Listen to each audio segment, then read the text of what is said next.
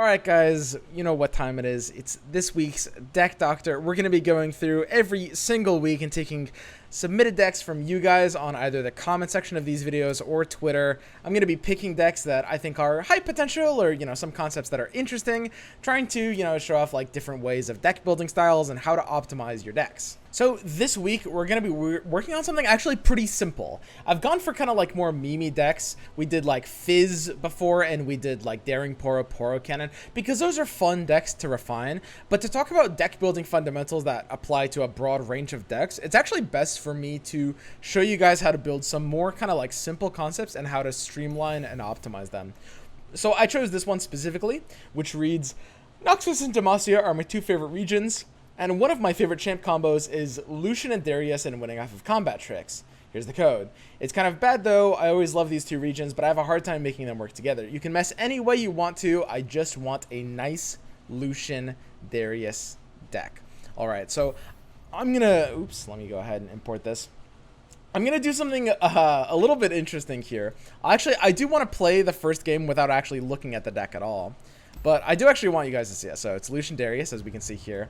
I'm going to do something quite gimmicky. And I'm actually going to pull it up while I have my eyes closed so that you guys can look at it. And I will just play the first game. So I'm just going to close my eyes.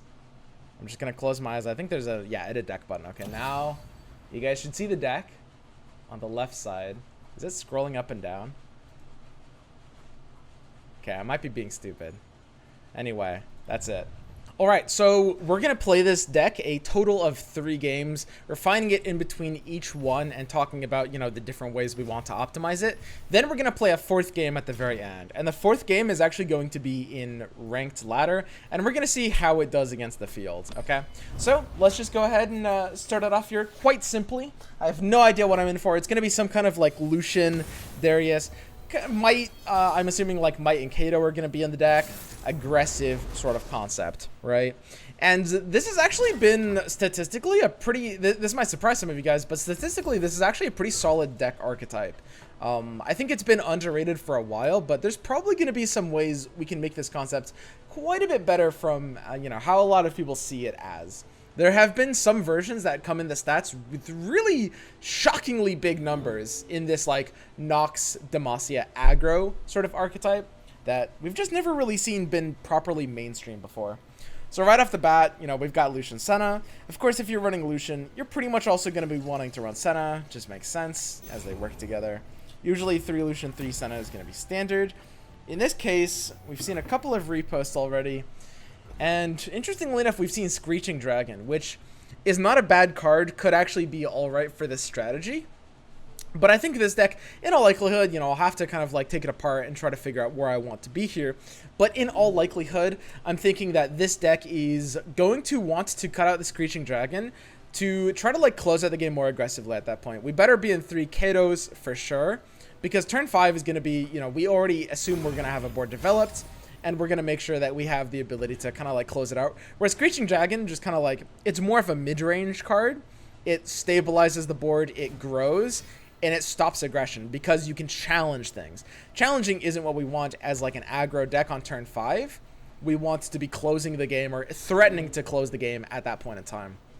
All right. We've also got War Chefs, which hilariously enough is a card that probably made sense in this deck when, because this was a deck doctor request that was submitted last week, right? It was submitted last week, and I'm sure War Chefs made sense in this deck at that point in time. Okay, so it's turn 2. Normally this is where we play Lucian and then play Senna on turn 3. But the opponent's done something very specific, which is on Bilgewater Freljord, Sejuani Twisted Fate, they've passed on turn 2 with the attack token. This means basically they have a hired gun in their hand or they're bluffing hired gun. This is a little bit awkward. In this case, it's safest to just lock them out of their mana and out of that attack potential. We also have repost, so it's okay in this case to not have, used our mana in, a maximally efficient way there. Perfectly fine. It is a very bluffable spot. I think a lot of Bilgewater players don't do this enough where they do, bluff the hired gun like that. In this case, we get actually a pretty good attack. He could have a couple of options here. If he really wants to, he could do like a Fury of the North block, but that's a very expensive play just to deal with this Senna. I would be perfectly fine if he had done that. With 4 mana open, you know, Senna at 2 health against Bilgewater is pretty vulnerable to, like, he could do Make It Rain Parlay or something like that. He's going to go ahead and Parlay face here, doing so just for the Sejuani trigger. There's the Jagged Butcher. And this means that he's planning on basically probably taking an open attack. If he really wants to, he could do... Nah, TF would be really weak here. He just wants to take an open attack and slay our Senna, which makes a lot of sense here. Now, we've got a couple of different options. What we could do is we could repost this spot, and this would basically threaten... You know, it would keep the Senna alive, basically. You know, the hard gun is dying already. The biggest problem with repost here, though, is that it's very easy for him to have something like Make It Rain. Make It Rain in particular would be probably the biggest thing he could have.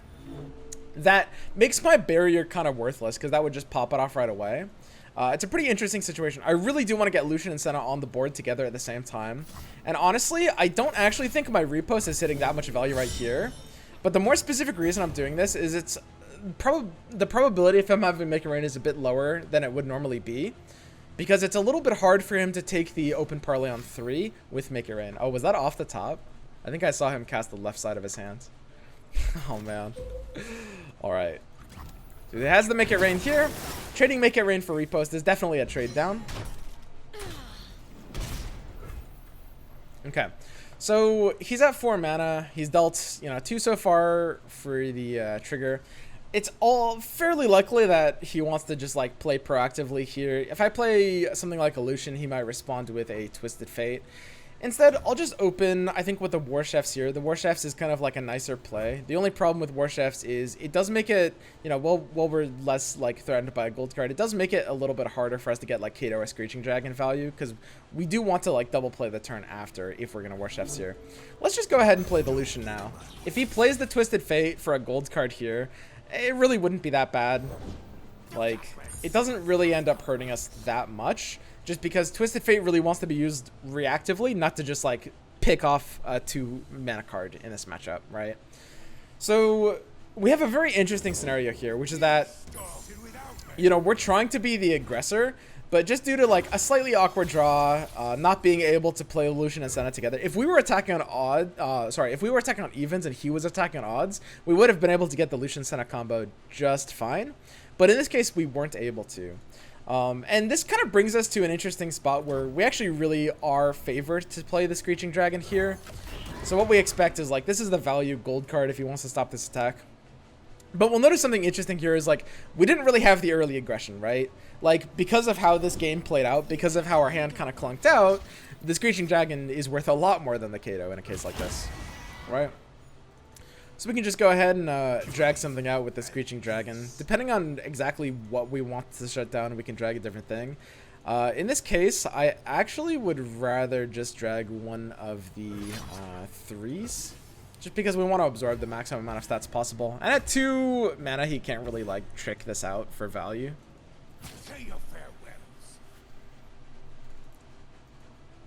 So this deck usually doesn't run like Troll Chant or Elixir of Iron. Yeah, I was gonna, oh my god. Okay. Jesus Christ. So, not only did he nab Chain Vest, but this deck actually probably shouldn't be running Chain Vest. That's very interesting. So we're actually running Chain Vest here. Okay.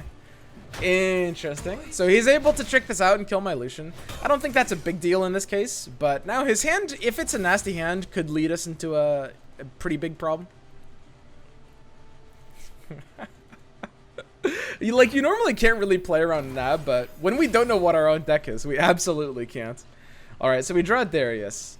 We don't have the early aggression to really make Darius have like the payoff that he needs. And he's got a pretty clean open attack here, which is pretty spooky. Not attacking with the Black Market Merchant could be, you know, slightly telegraphed.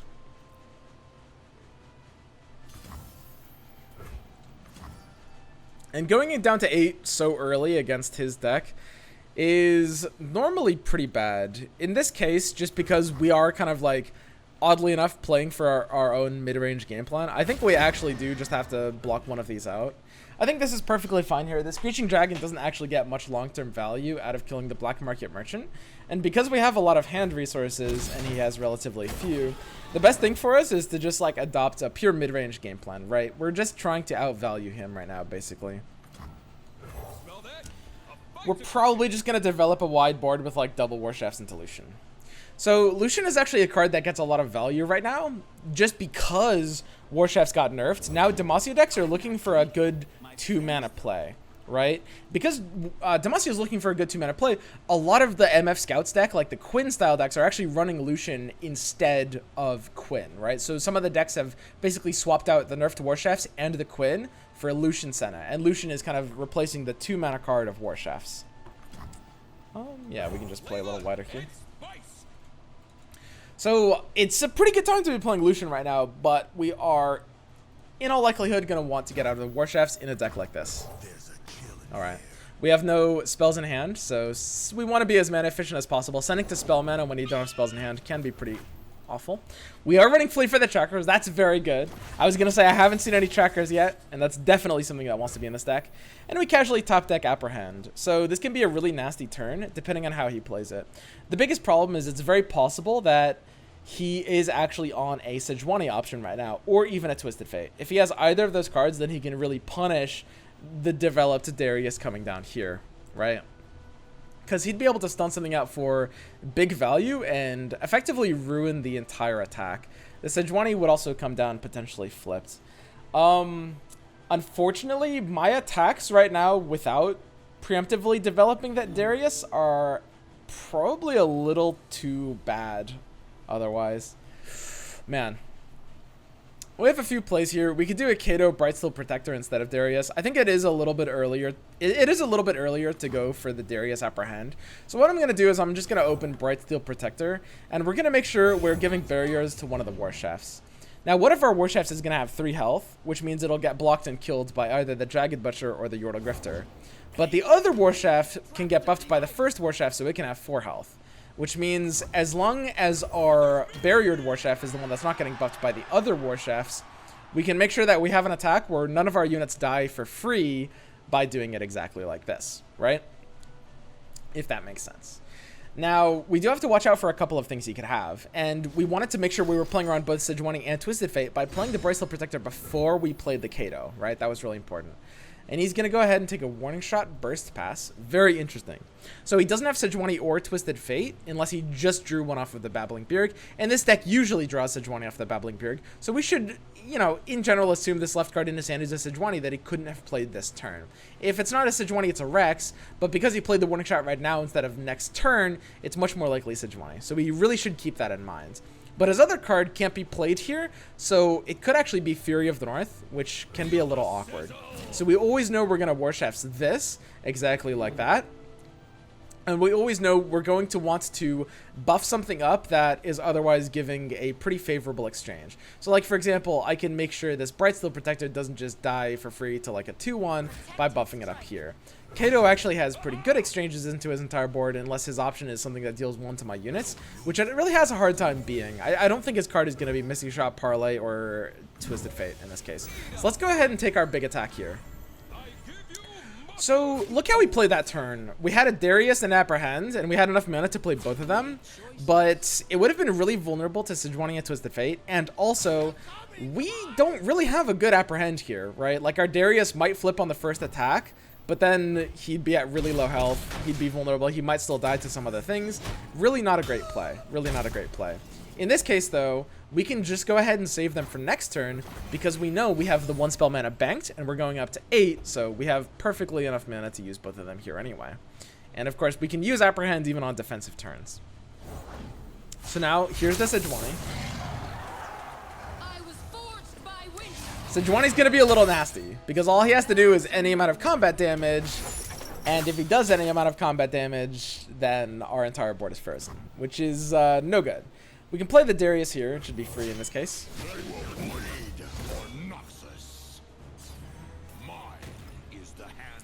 If he is freezing this turn, I mean, we could have gone for an Apprehend post-combat. You know what, that actually would have been a little bit better. Honestly, dropping the Darius post-combat after the freeze happened and then trying to go for an Apprehend and just like beat him out this turn could have been quite good. We also have Guillotine as an option. Okay. So we're just going to want to make sure we're taking a block here. We can block with Darius as well. We just want to make sure we're not making our units too vulnerable. Blocking with Darius is a bit riskier because his option could easily be Fury of the North, but that no longer does 4 damage. So Darius looks like a perfectly safe block here. Alright. Yeah, it looks like that misplay might actually cost us here. We really needed the Darius to dodge the first freeze. So we might be able to try to get a win next turn off of Apprehends, but it's going to be less of a sure thing.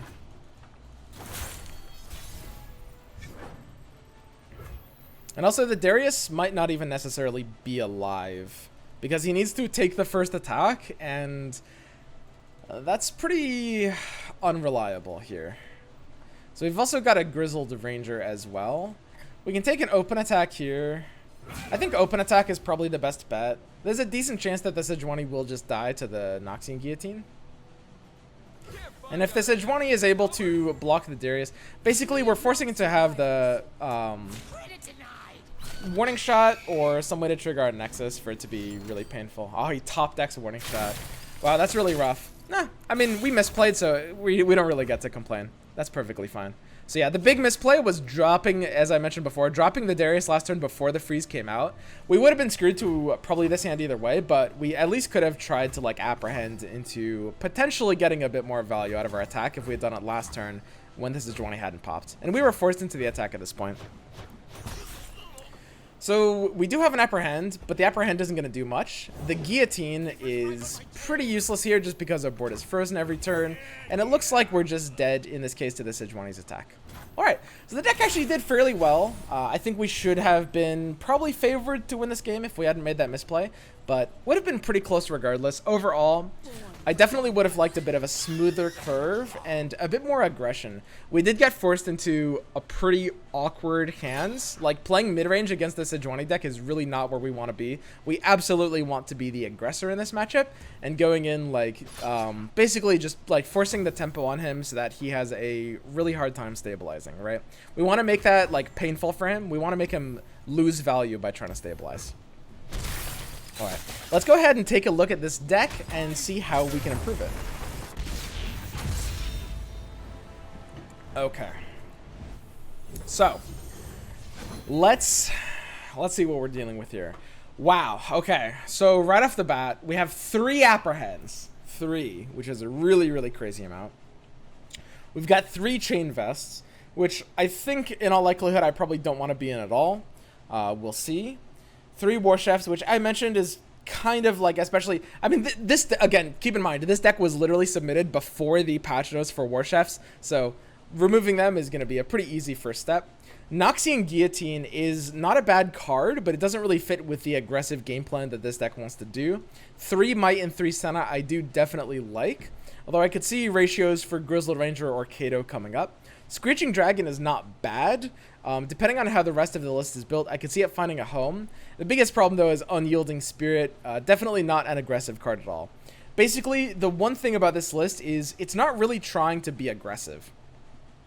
This is a list that you can skew to different degrees of aggression or mid-range, but for the most part, there's a lot of cards it's running that are actually just trying to play for like a long game plan. Like Guillotine is a super long game plan. Unyielding Spirit is a super long game plan. We can take these out easily. The 3 Chain Vests are a pretty long game plan. I think the card is kind of underrated, and it's not that far behind the normal slot in, which is Ranger's Resolve. But unfortunately, it is enough behind a Ranger's Resolve. War Chefs, I already mentioned I wanted to take out. But the big question is, you know, could we keep in Screeching Dragon? Unlike the others that I took out, it's not a terribly slow card. It is likely a bit slower than we'd like the deck to be playing at, but let's go ahead and see.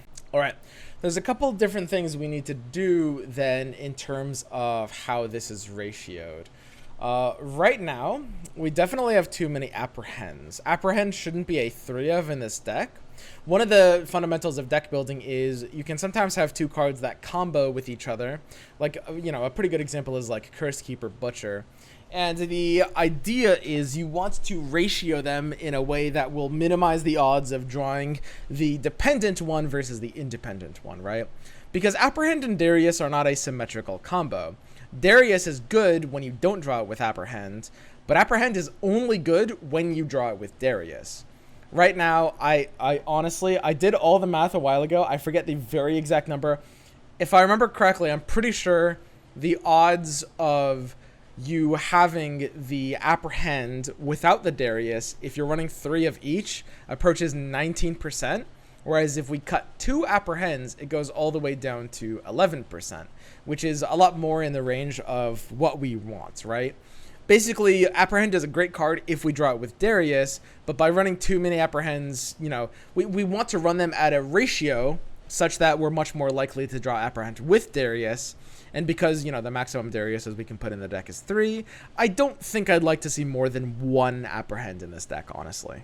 Additionally, a deck this aggressive doesn't really want to be running single combat, and I already mentioned I'd like to be outside of the Warchef's plan. Now, Lucian Senna, you could argue, you could use the same logic and say, well, Senna's a little bit worse when you draw her on her own.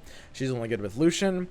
And there have been decks in the past that have actually gone down to 2 Senna, 3 Lucian because of that.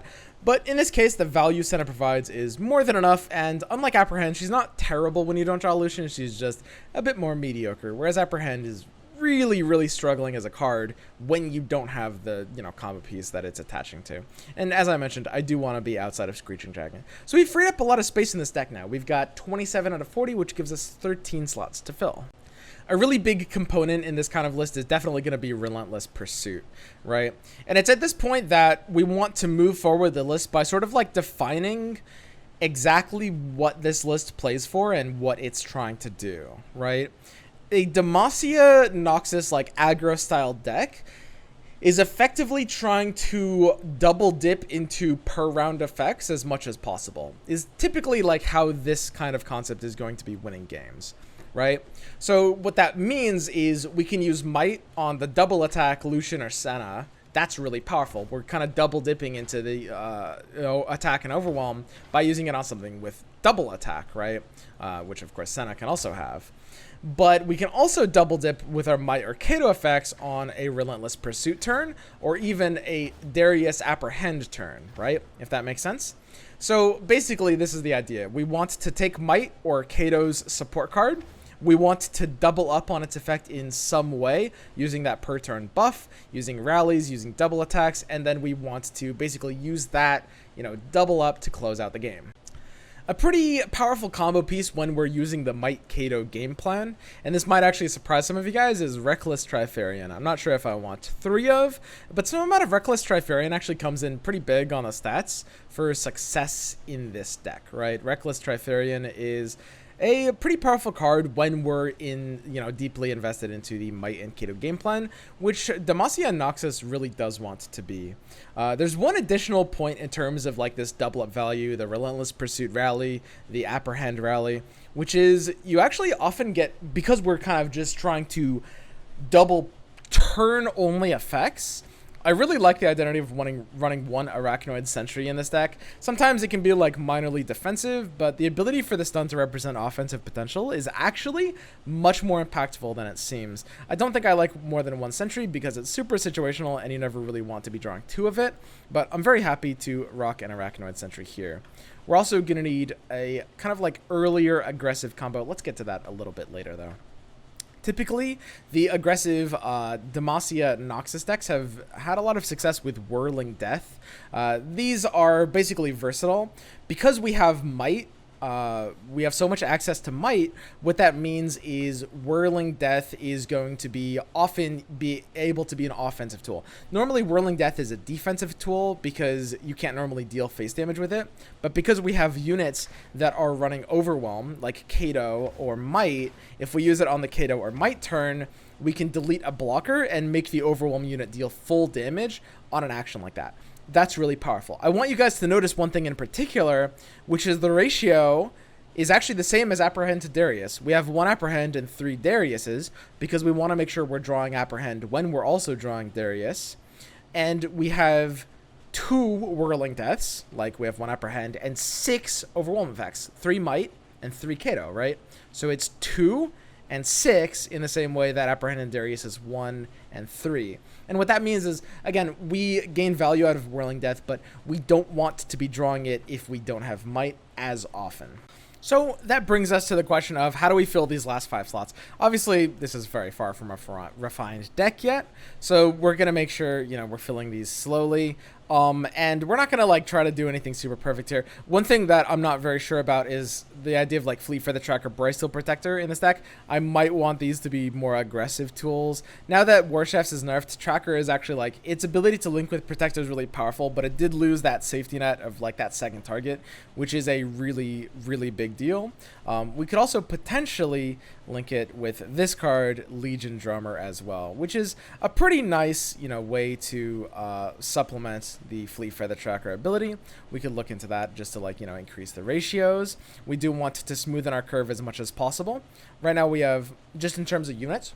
So when we say curve, let me back up. When we say curve, we refer to the mana curve, right? But the most important thing about the mana curve is like with a unit heavy deck in particular, we just want to smoothen out options for units that we're going to play on that turn, right? So for example, we're not really counting 5 1-drops, even though we have 2 Range Resolve and those also cost 1, because this is a situational card that we're not really playing on turn 1, right? Fleet Feather Tracker is going to be our main 1-drop, right? And the same with certain cards like Arachnoid Sentry, where it's like it costs 3 mana, but it's often not a turn 3 play, which means it's not really a 3-drop in that way. Right now we have 3 1-drops, the Fleet Feather Tracker, although if we skip turn 1, Range Resolve can bank, which can be nice. We've got 6 potential 2-drops. Brightsteel Protector is going to definitely want more of a target for an option here, so that's important too. Then we've got currently a total of, depending on exactly how you're counting it, we've got 5 3-drops plus the Arachnoid Sentry. If you want to call that a 5.5 or something, there's different ways to evaluate it. We only have 2 4-drops in the Grizzled Ranger, but on turn 4, oftentimes this deck wants to be like double playing cheap things or maybe banking a bit of mana. So it's perfectly okay to not have like heavy 4-drops. On 5, we just want a Kato, and on 6, we just want a Darius. But keep in mind, on 5, on like just like 5, on 4, you can like just play a cheap thing and bank mana. On 5, we can do the same thing. So we're not really looking for more 4s or 5s, really. What we're really looking for is more 1 mana units to just like play, make sure we're being aggressive. We do need that chip damage, and it comes down to both like Legion Saboteur and Precious Pet. I'm gonna go with Saboteur here just because it is a slightly better target for Brightsteel Protector, although we'll see exactly how well that works out. And for now, I'll stick with the 3 Fleet Feather Trackers and try to supplement it with 1 copy of Legion Drummer. This is going to effectively be a 4th Brightsteel Protector when I'm attacking on turn 2. And the 3rd copy of Reckless Trifarian. So we can try this for now. This should be a well-improved version of the list, but still very, very far from being done. Alright, so we're going to get into game number 2 here. Alright, and this is going to be against Demacia Targon. That is Aurelion Sol. Now, we're an aggro deck, which is great for this matchup. That's exactly where we want to be. And we're attacking on turn 3, which is pretty nice as well.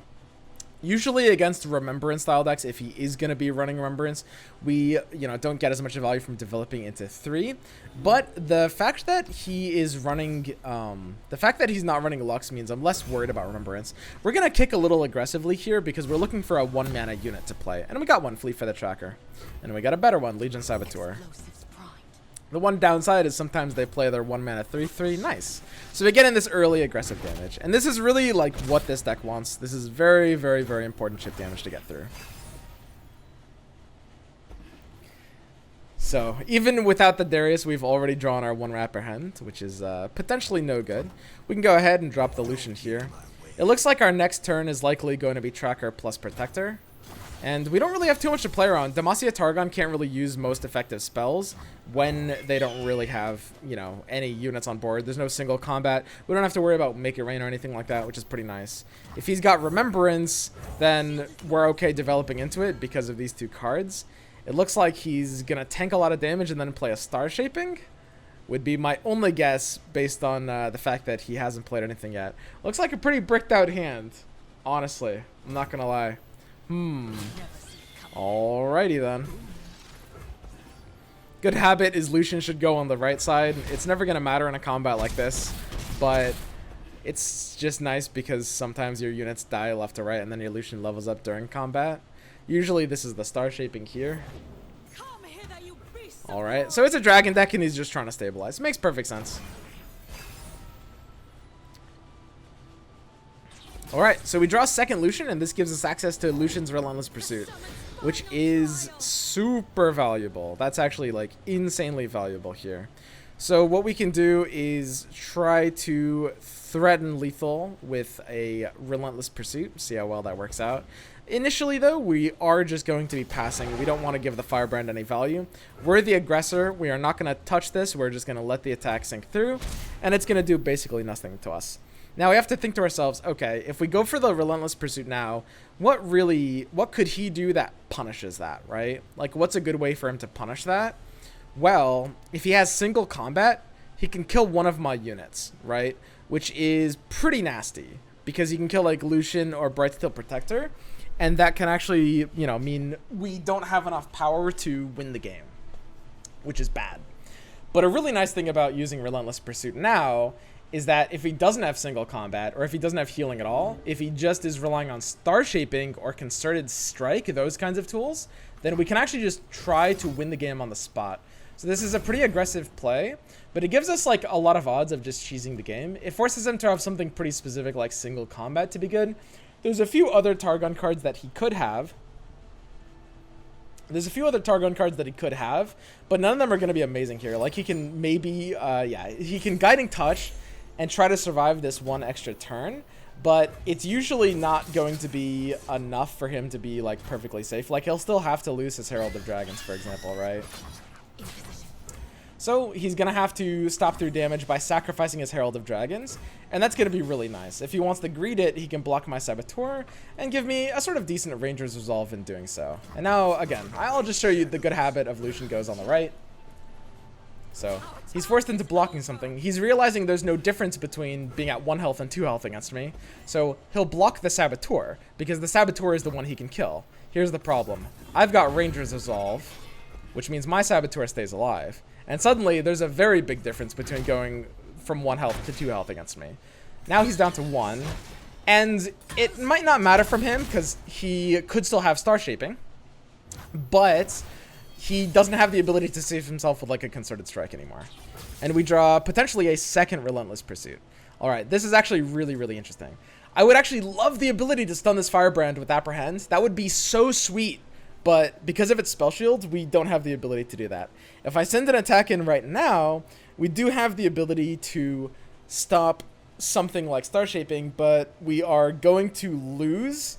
We are going to lose our Relentless Pursuit, right? Because he's going to block our Lucian. He'll block the Lucian and he'll Star Shaping, which means he will take a total of 6 damage. Wait, he doesn't have mana for Star Shaping. What the hell am I talking about? If he doesn't have mana for Star Shaping, we're actually just kind of good here. Everything's in place. I think open attacking is actually the safest play here. We should be fine. We have a couple of other plays. We've got Reckless Trifarian into attack. Wait, why did I think Star Shaping was more than 6 mana? I haven't played this game in a while, guys. So he still needs a way to actually heal this amount of HP, right? And at 1 mana, he can't do it. I had a weird brain thing. But brain thing corrected itself. We're all good. Ignore the words that are coming out of my mouth. Great. So we had a nice aggressive strategy, and this is kind of like the value of playing for aggro instead of playing for like a more slow mid-range strategy, right? Because of the cards we changed there, because we had Relentless Pursuit, well, okay, we drew Lucian's Relentless Pursuit, but because we had higher odds of Relentless Pursuit, because we had, you know, stuff like the Legion Saboteur was really, really important there. We saw the Ranger's Resolve doing a pretty good job. It did the same thing Chain Vest would have done in that scenario, but obviously Ranger's Resolve just a bit more flexible, being able to play around and make it rain is super, super important. And we didn't even end up needing Darius. We did draw Apprehend without Darius, and that's exactly why we don't really want more than 1 Apprehend in this deck. We're trying to minimize the odds of that happening, and we've effectively split those odds up into half. Overall, I'm actually pretty happy with how those changes have performed. One thing I'd like to note is just like the importance of finding ratios with your combos, right? Depending on like how independent your combo pieces are with each other and the value of each combo, like, okay, so look at this. You know, we talked about, okay, 1 Apprehend, 3 Darius. That makes sense, right? We talked about 2 Whirling Death and 6 Might effects. Kato is a Might effect. It's the same thing. And we talked about like Senna's perfectly fine on her own, and Lucian is so good with Senna that it's actually perfectly fine to have 3 Lucian, 3 Senna, right? So it's all about ratioing here. One thing to note that's really important is that the Legion Drummer is kind of like a 4th Bright Steel Protector, right? Like, Fleet Feather Tracker is a pretty great card. We really like its potential to just drag things around and make sure, you know, we have early dominance. And we love it when it latches on to Protector or Drummer. But when we just, like, we don't have War Chefs anymore, and Tracker does need to latch onto something, right? Legion Drummer is usually not as good as Protector. It actually depends a little bit on the circumstance. It can sometimes be better than a Protector. Maybe I want more Drummers. But the point is here that you should be thinking about the Drummer like a 4th Bright Steel Protector in terms of the ability for those slot-ins to ratio with a Tracker. Tracker is good on its own, but we want to boost the odds of having something for it to latch onto on turn 2. That's kind of the general idea here, and the 4th Drummer helps that, to the point where I might even want a 5th Drummer. Let's go ahead and actually run this again, but I'll talk about the things that I'm a little hesitant towards. I'm a little hesitant towards the reposts. Typically, repost is very good in, like, the, you know, Demacia style aggro stuff, but on average, I think we are using a lot of spell mana. We're lacking a lot of proactivity in this list, to be perfectly honest. We have a lot of reactive and slow plays, right? We have 12 spells. They're all, like, very reactive, right? And we have even a few of our units are pretty reactive. Like, we're not going to be playing Darius until much later. And we've got this stuff like Arachnoid Sentry. Even like Bright Steel Protector doesn't always feel good onto every board state. So we do want to smoothen our curve out a little bit. It's all about just finding the perfect ratios, right? That's the name of the game. We want to just ratio everything out really smoothly. And when we're thinking about deck building like that, and when we're thinking, okay, the Drummer is really a 4th Protector, you know, we've got 2 Whirling Deaths and 6 Might Things, we also have to be thinking about each card as, you know, an individual function of its role, right? So it's like, we've got 3 Trackers and 3 Saboteurs. We've got 6 1-drops, but in an aggro style deck where we want a bit more proactivity, and where we've got cards like Protector and Drummer that feed off of a 1-drop, we want kind of like a 7th or an 8th 1-drop, right? We can do a little bit better than that. Let's go ahead and kick a repost and get in 1 Precious Pet. Now, a lot of people ask me, Swim, you know, what are 1-ofs for in deck buildings? And this isn't a refined deck. We probably are going to have a few less 1-ofs as, like, the deck does tend to, as we get more and more refined.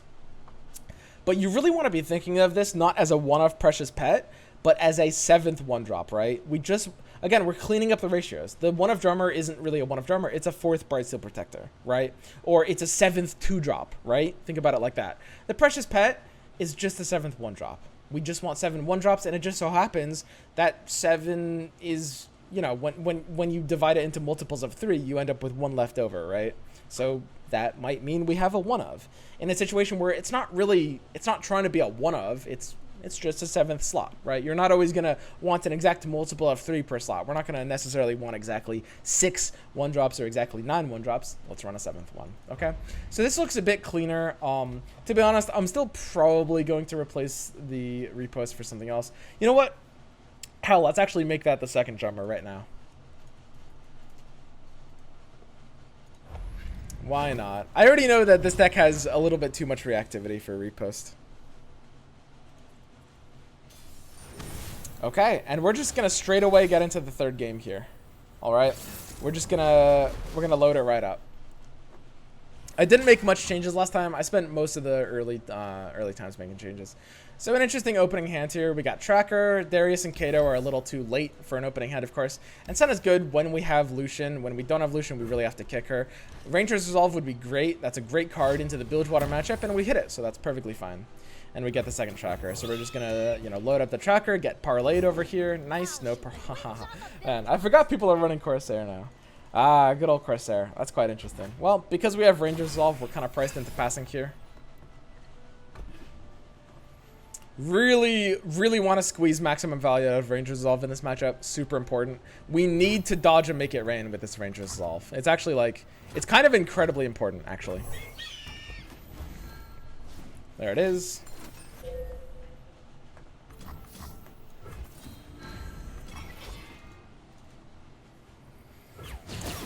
Now, if he has a 2nd Make It Rain, that can be a little awkward. and he can't attack here, which is quite nice. So we have an Apprehend. Unfortunately, we're still lacking the Darius, so that's pretty bad. It's not that hard for his hands to actually have a couple of scary things. Man, second Make It Rain is really nasty here. I unfortunately can't play around it. We probably should have done something slightly different and just taken the pass into the resolve this turn. Would have been potentially more value. The most important thing, though, is to just make sure that we are getting, you know, maximum value out of range resolve. We're making sure... Oh my fucking god. He's running Ember Maiden. Okay, alright. So honestly, Apprehend is feeling kind of bad. Like, and this is kind of what I meant when I said, you know, this deck is feeling pretty reactive. Like, hands like this are how this deck loses. And this is why a lot of people say Apprehend is kind of a bad card. At the end of the day, Darius is not a great card. Apprehend is definitely not a great card. They're not terrible, but they can break out sometimes. And you do need to make sure they're well ratioed. So I think at this point in time, I'd actually... Well, yeah, I just have to be a bit more mana efficient and play the Kato. It's really not a great Kato. It'll usually get answered. Yeah, there we go. Oof. Stormclaw Ursine. Well, he has a hard time blocking into Might. If we go ahead and Might this at 3 mana, he actually doesn't have a great response, and his Stormclaw will die. And he'll take 2 damage, which isn't useless. I think it's actually a little bit better preserving it, though. We're the aggressor here. It's his health that matters a lot more than ours. That's a great draw. Carved from the savage code. Okay, so we are going to lose one of our targets here. We can try to threaten out the Sejuani, which is pretty nice. I think the best thing to do is to just try to be as mana efficient as possible here with the second Kato. So we're likely losing our first Kato here.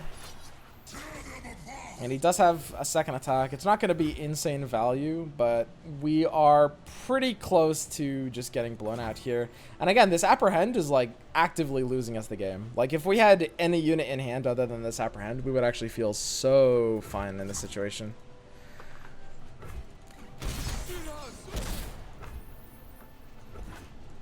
Man. Yeah, I mean, even at the lowest ratios possible, it's actually entirely possible that Apprehend is just so clunky it has to be a one-of. So it's turn 7. We're just chilling here. We've got Reckless, Trifarian, and Lucian to play out. We do need to make sure we're like getting value on Might, but we have no rally, only this like minor stun. We can try the Trifarian here. It's gonna be really hard to threaten lethal on this turn. Yeah, there's a little bit more beef as well. So, I mean, we can deal a lot of damage with this swing in. It's unfortunately not quite going to be enough, though. I think the best play is to just, like, dump out Lucian here, honestly. I think we have to assume he doesn't have great options.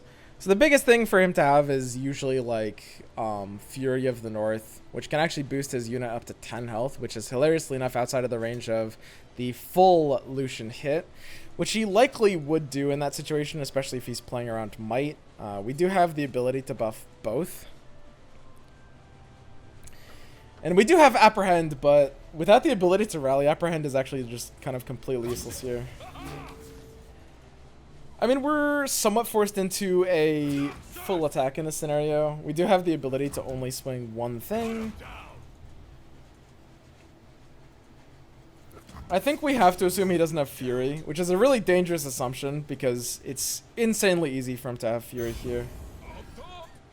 But I basically have to just like commit to miting the Lucian and hope it's good. And yeah, if we had even like a Relentless Pursuit here, just like a straight up Relentless Pursuit, you can see that like we're actually basically at lethal range. So usually it's the Fury blowout here. He's got like 5 Furies in his deck right now, so it's very, very easy for him to have one. Alright, and there's nothing that range resolve is doing here. So yeah, we definitely, as I mentioned, need to be heavier on units. We were able to call that preemptively and like take out a couple of reposts, but you can see here how much worse they would make the situation. And this is the biggest problem with Apprehend, which is that these decks have a very limited amount of slots for what your reactive options can be.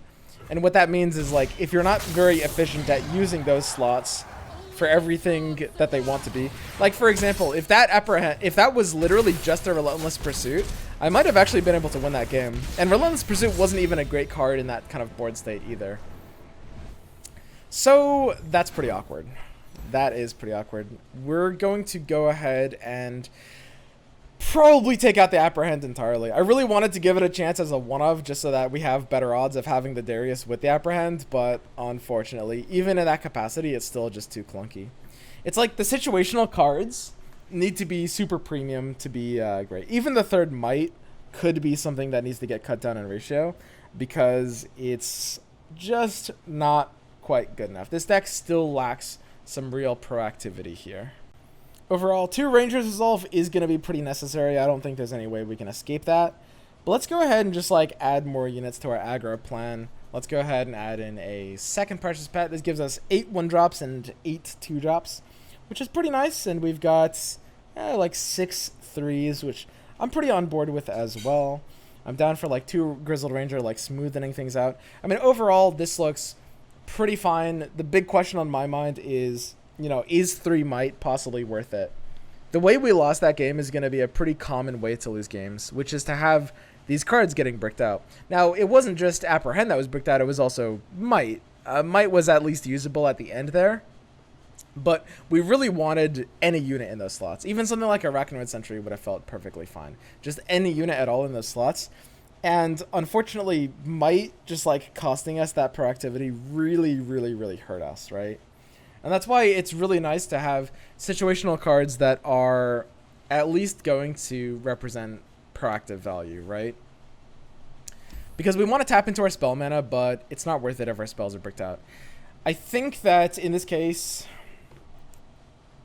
because of how this deck wants to play, I'm going to keep the third Might for now. There's a good call to cut it, though.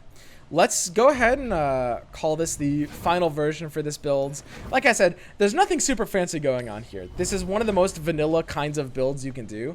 But I feel like it's important to talk about because this idea of like ratioing and thinking of cards as subsets to larger categories instead of just, oh, this card is this card, is a really important mentality to develop.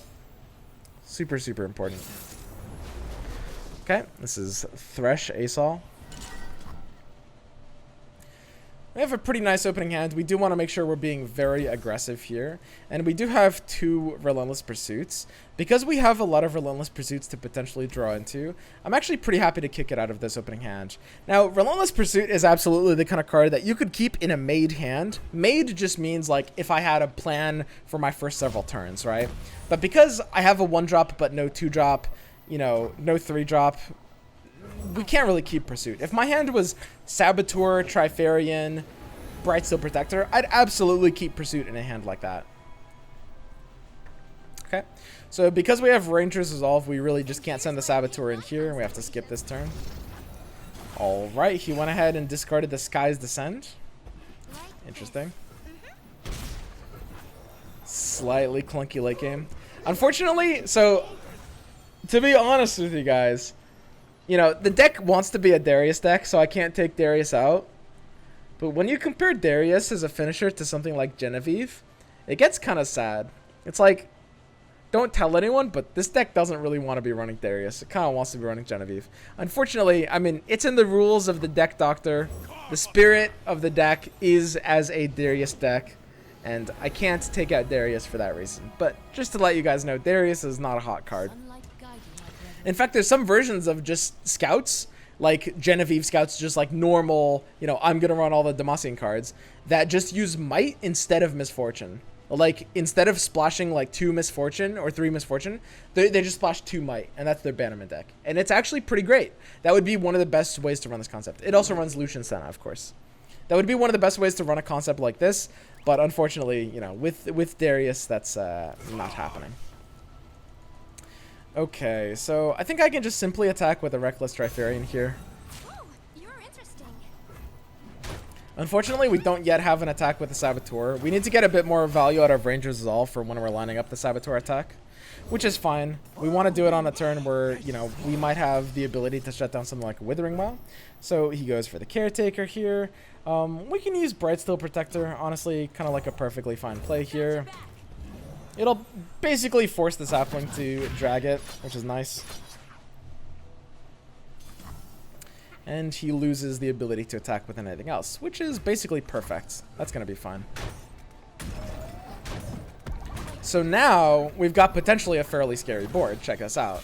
You know, we're burning a bit of mana there, which is pretty unfortunate, but we do have Kato, and we do have Ranger's Resolve. And because we have Ranger's Resolve, our ability to survive stuff like Whale is a really big deal.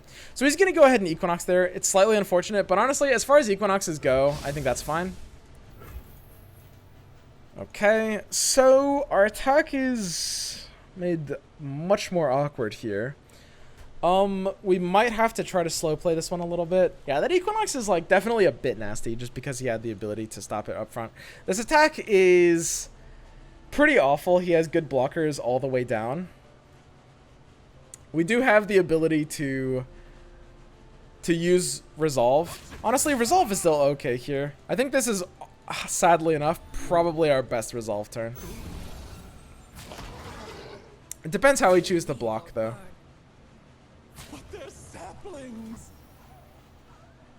I think I'm actually pretty happy resolving this. We want to make sure that we have the ability to like get Darius out for value. We want Darius to come down leveled. And we need to basically just like threaten the board a lot. Well, that's good for us. He got Threshed down after a few enemies died, so he's not going to be able to easily level that up. There's this Kato, that's quite nice. His White Flame Protector isn't doing a whole lot here. The second Kato allows us to curve like this. We might potentially use Might in response to the Thresh just to kill it. Honestly, having a Darius on this board, just like a 6-5, actually hits this board pretty hard, funnily enough. It stops a lot of his attacks. Alright.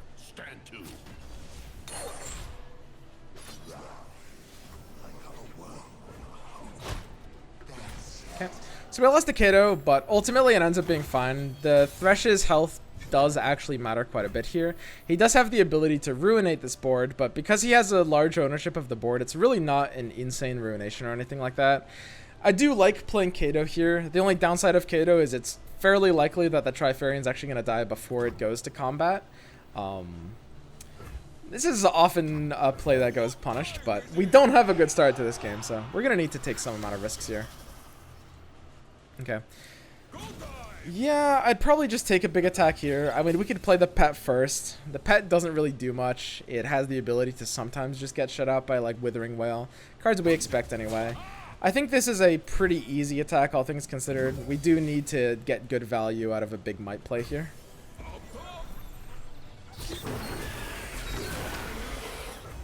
Okay. So we're going to force him to use, like, a Power Grasp or something. We got value out of damaging the Abomination, and because of exactly how we sequence this, he will likely have a Vile Feast or... Wow! Well, the punch through goes through. That's really, really big. He actually had no option to play there, which gives us the leveled up Darius during combat, which means he goes all the way down to 2 health. Now, his Thresh is going to level up off this, but keep in mind, we've got Darius's Decimated Hands. All things considered, this is one of the better ways to have been able to play this. Written in the Stars. That's actually an interesting spot to play that. Okay. Well, we're about to potentially take 10 damage from a big Aurelian Sol, so I like the ability to play Precious back here. Keep in mind, he's going to be open attacking with his Thresh, so being able to stop this damage preemptively just by playing a 2-1 is really, really important. Hello, Runeterra. Let's rock.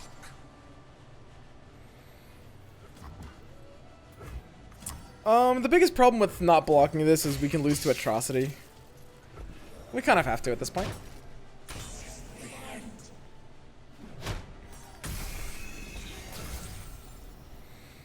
Okay, so now the biggest question is what he's going to play here. How can we deal this last 2 points of damage?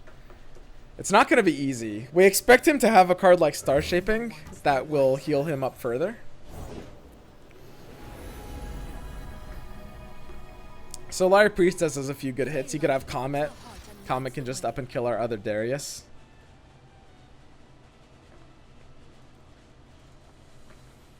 Unfortunately, our option doesn't really get better if we wait. And Darius doesn't even have the ability to threaten the Asol without anything else. We don't really have the ability to play around Comet. The play around Comet would be pass right now, and then just passively hope that he plays something, and then play Darius, and then open attack. But that's all really convoluted. It could also be the damage 4, damage 1, which would actually be a little bit nasty if I played the Darius here. Wow, is that enough of a reason for me to potentially pass? That's kind of crazy. I don't really want to let him get a lot of actions.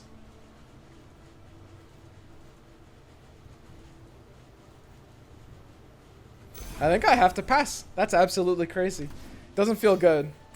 There it is. So we got the meteor shower down. Woo! Now we can play our Darius. And the Darius isn't going to have enough damage on his own, but we're on a top deck at this point. This is kind of just what we're hoping to have happen. One interesting thing about this scenario is that if we attack with Darius and if he doesn't have an answer, he might have to lose his Asol, which is kind of funny. Let's go ahead and play the Grizzled Ranger here, just because our attack isn't really valued enough. We probably don't have the reach for this game, unfortunately, though.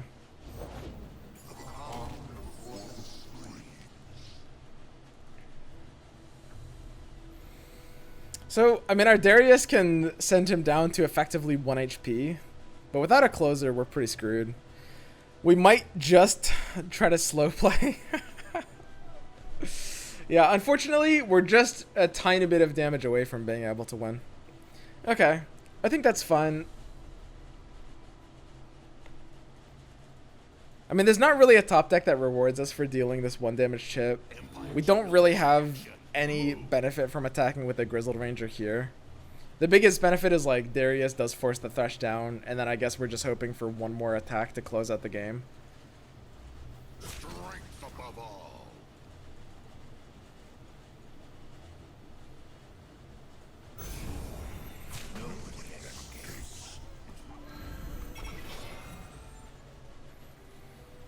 We can't let the Asol level up, though.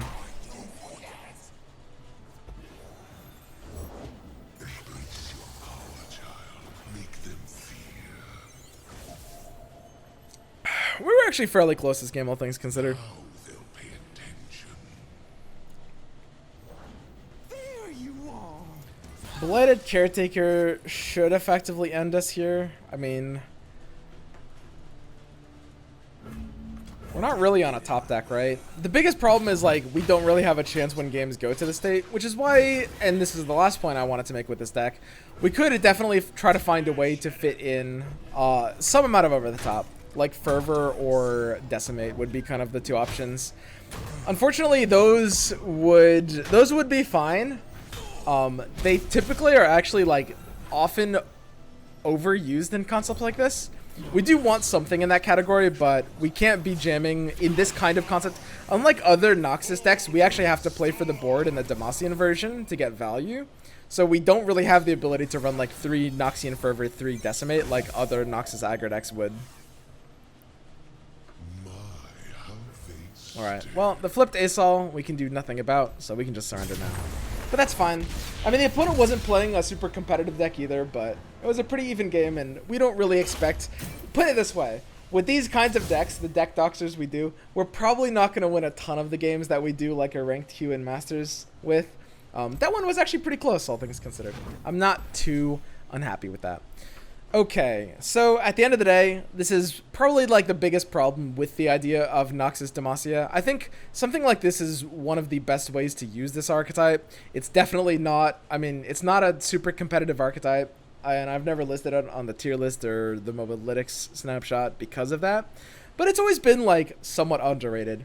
The biggest problem with it is it just kind of ends up being a worse version of Mono Demacia, because Noxus gives you, what Noxus gives the deck is ways of abandoning the board for value. These would be, you know, Noxian Fervor, Decimate, sacrificing Overwhelm units.